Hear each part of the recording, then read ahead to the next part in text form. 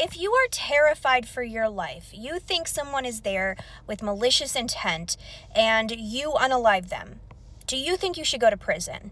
And is this a case of self-defense, or is this a case of racial bias? On June 2nd, 2023, in Ocala, Florida, a dispute between neighbors would end in a full-on tragedy, and it would escalate to being way more than that. A single shot was fired through a locked door.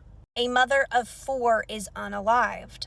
This case would draw so much media attention, and not just for how the case played out, but for afterwards. The legal questions, the self-defense questions, and the racial questions. This is the case of A.J. Owens and her perfect neighbor.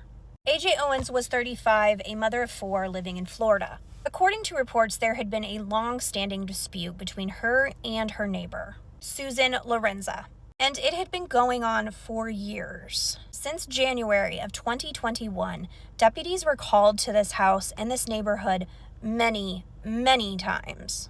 Neighbors claimed that Susan was giving the kids in the neighborhood a hard time for playing near her home.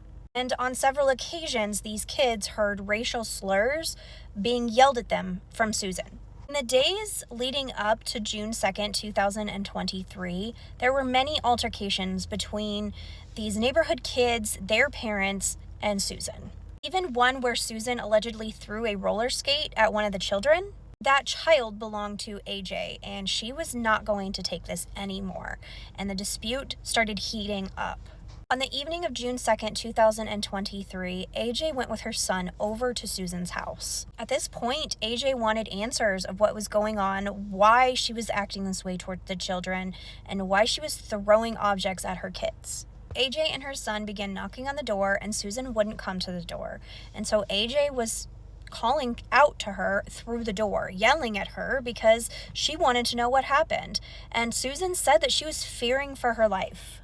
From inside, Susan shot one single through the door. First responders were already en route because they had had this complaint of trespassing from AJ, and of course neighbors were wondering what was going on and calling it in. They got there pretty quickly and they found AJ laying on the ground.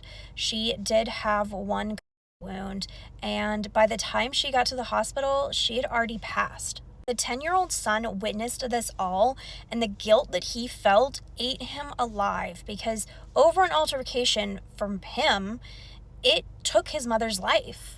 Initially, Susan was not arrested at all, and this gained a lot of traction from people who were wondering why not. On June 7th, she was arrested and brought in for taking the life of AJ. Investigators looked at all of the footage from the body cam that they had from all of these altercations before. Police kept showing up at this place because of this dispute, so they had a ton of evidence. One of the biggest things in this case was the stand your ground law, because Susan was protecting her home and protecting herself. So did the stand your ground rule come into effect here? Her defense jumped really fast to use this in court. But prosecutors and the community were like, AJ was defenseless. She did not have anything with her. She was not threatening in that way. She was knocking on the door and talking to her. So why did she take so much action? There was a huge back and forth between whether she should have done what she did. There was already police en route. No one was coming through the door at her, and she might have done this out of anger instead of self-defense. The trial took place in 2024, and just after a few hours of deliberation, they did find Susan guilty. She was sentenced to 25 years in prison. It was found that Susan used unnecessary force and that AJ wasn't going to unalive her, and so it wasn't really self-defense. Susan apologized in court, saying that she didn't mean to do what she did, and she probably did it out of anger, and she apologized to the family and the community. AJ's unaliving left 4 children without their mother. AJ's own mother started an organization called Standing in the Gap that helps protect cases like this and families impacted with gun violence. This is a new documentary coming to Netflix. Let me know if you guys have seen it. It's called The Perfect Neighbor. It is going to be so impactful, and it's going to explore different sides of the story, the race factor, the age factor, self-defense factors, and I think it's going to really change the way we view a lot of cases.